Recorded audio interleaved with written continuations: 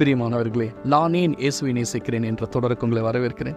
நீங்கள் இயேசு கிறிஸ்துவை நேசிப்பதற்கான ஒரு முக்கியமான ஒரு காரணம் என்னென்னா, நீங்கள் எந்த சூழ்நிலையில் எங்கே இருந்தாலும் அவர் சமூகத்துக்கு போகும்பொழுதெல்லாம் அவர் உங்களை என்ன பண்ணுறாருன்னா அன்போடு கூட வரவேற்கிறாராம். கெட்டகுமாரன் வந்தபொழுது எப்படி அவர் ஓடி போனாரோ, உங்களையும் ஒவ்வொரு முறை நீங்கள் அவருடைய சமூகத்துக்கு போகும்பொழுதும் உங்களை ஓடி வந்து வரவேற்கிறவராக இருக்கிறார்.